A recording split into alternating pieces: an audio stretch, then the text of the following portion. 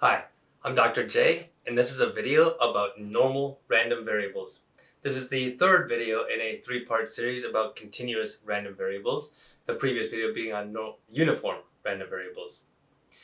So in this slide, we're going to talk about normal random variables, sometimes referred to as Gaussian random variables. You might have also heard talk about the probability density function for these normal random variables. If you've ever heard somebody talk about a bell-shaped curve, then typically they are talking about a probability density function for a normal random variable. That probability density function can be written right like this. It's a complicated looking function, but that's really not the importance. The first piece is that the support for a normal random variable is the entire real line. The second piece is that this probability density function, or normal random variables in general, have two parameters. They have a mean parameter and a variance parameter. And so if we have a normal random variable with mean mu and variance sigma squared, then you might expect, and you might be right, that the expectation will be mu and the variance will be sigma squared. Thus, why we give them those parameters, the names mean and variance. There's no closed form expression for the cumulative distribution function, although we will see in a bit that there are good approximations to these functions that can be instituted in software. All right, here's a few examples of normal probability density functions. I have just taken two different means and two different standard deviations now, that's the square root of the variance, and I've plotted those combinations just so you can have an idea of what these different quantities are doing.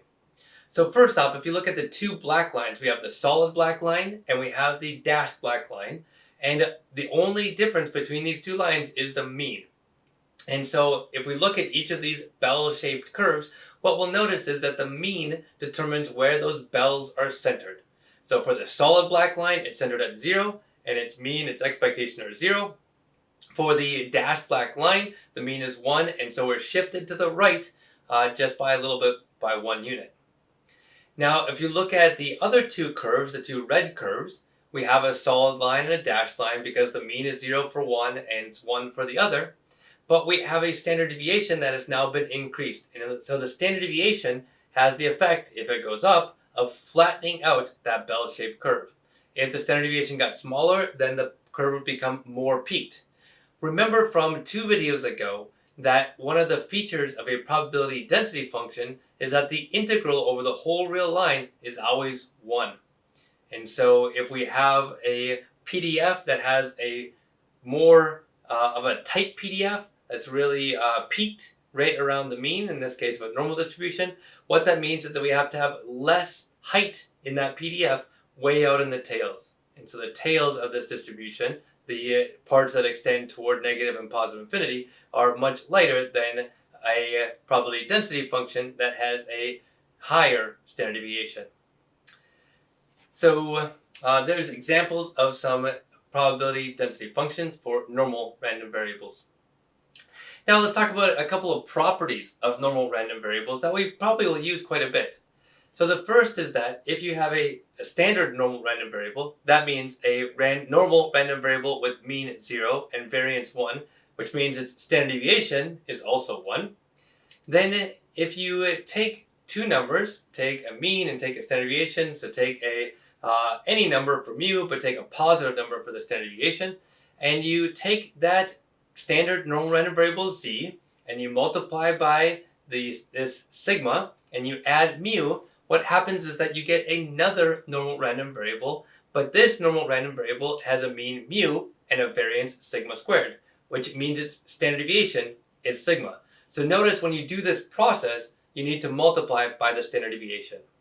We can also do the reverse process. So say you started with x, which has a normal distribution with mean mu and variance sigma squared, we could subtract off mu and then divide by the standard deviation, and what we would get is a standard normal random variable. Z is the common notation for a standard normal random variable, so if you see that one outside of any other context, you might suspect that it's a standard normal, which means that it has a mean of 0 and a variance 1, and a PDF that has this bell-shaped curve. This process of taking any other normal distribution and subtracting the mean and dividing by the standard deviation is a process called standardization. and it's standardizing because we always end up with a standard normal. All right, so let's imagine that we had a collection of normal random variables.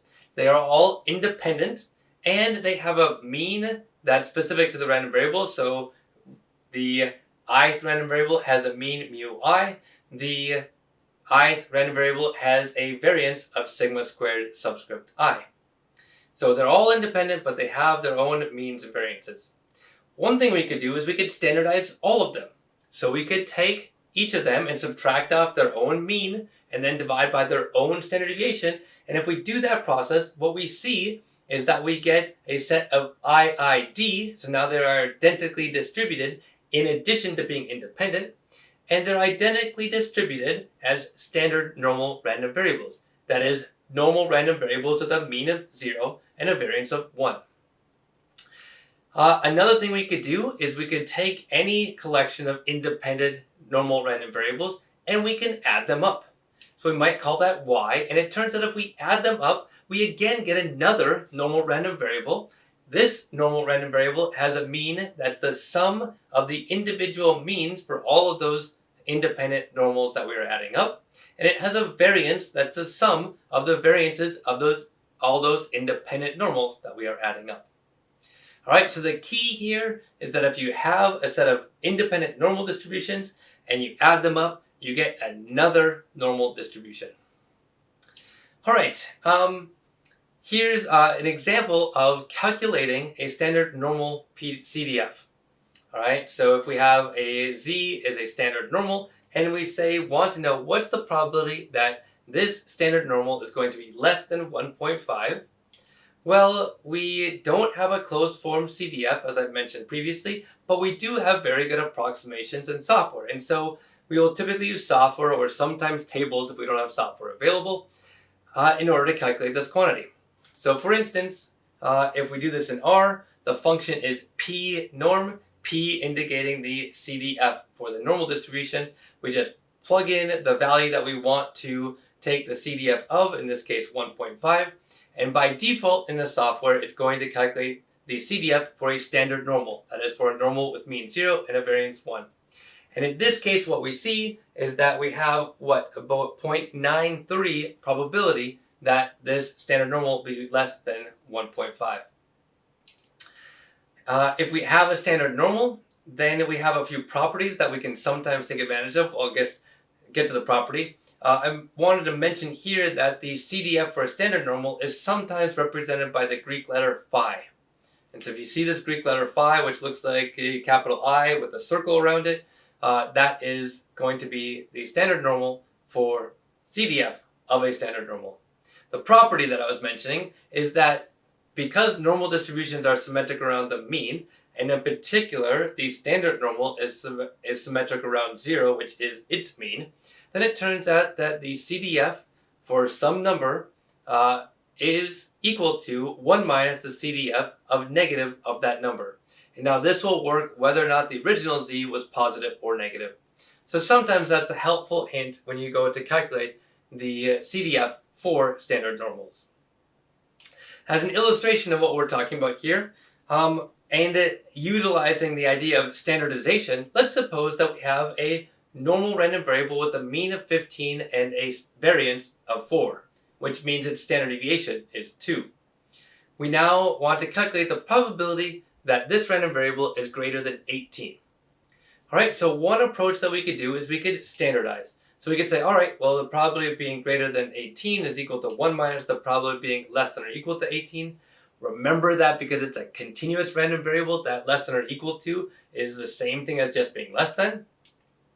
But if we go to standardize, what we do is within the parentheses of that probability calculation, we subtract off the mean, which is 15, and we divide by the standard deviation, which is 2, and we have to do that on both sides of the inequality. Alright, if we do that, then on the left side where we have that x minus 15 divided by 2, we have standardized, so that random variable is now a standard normal random variable. So now we can calculate the probability that the standard normal is less than 1.5, which we got from calculating 18 minus 15 divided by 2. And lo and behold, that's actually what we calculated on the last slide. And so if we just put in the numbers from the left side, we find that this probability is about 0.07. Now we could have done the same thing in software, in particular R, and there's two different ways, at least two different ways that we could have done this. The first is that we could have standardized ourselves. So we could have said, all right, let's calculate the value for this standard normal being less than or equal to 1.5, which is the 18 minus 15 divided by 2. And we get the same answer that we drove above. Perhaps a more efficient use of your time is actually to use the functionality that exists within R to instead specify the mean, which it calls mu, and to specify the variance, which it calls, to specify the standard deviation, not the variance. And so if you do that, you can see here this 1 minus p norm evaluated at 18 with a mean of 15 and a standard deviation 2 gives you exactly the same result without having to do any of the standardization work. Okay.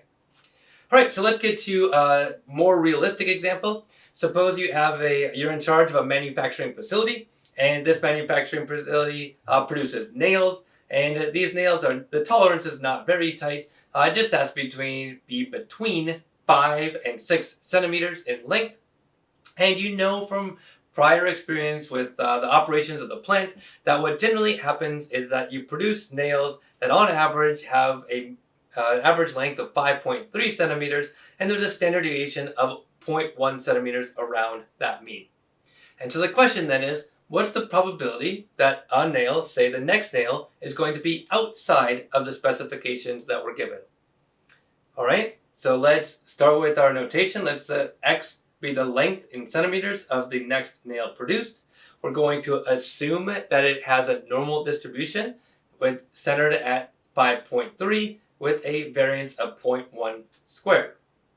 And now we're going to write down the probability statement that we're interested in. What's the probability that that length is less than 5 or greater than 6? Well, this probability, right, if you think about it, if you have 5 and 6 here, what's the probability of being outside 5 and 6? Well, that's the probability, 1 minus the probability of being between 5 and 6. And it turns out that will be an easier way to calculate the quantity that we want. And with this statement right here, we can now use R very succinctly to determine this probability. We have a special use of the diff function, which I will let you figure out how that's working on your own. But you'll find that if this is the scenario that you're in, then your nails will be out of specification only about 1 or 0.1% of the time. All right, this is the last video in the three-part series. The three-part series included a discussion of continuous random variables in general. It introduced the idea of a probability density function, a cumulative distribution function, expectation, and variance, all for continuous random variables. The previous video talked about uniform random variables, and this video talked about normal random variables that are also sometimes referred to as Gaussian random variables. The next set of videos, or perhaps it will just be one, are going to be on central limit theorem. I hope to catch you there.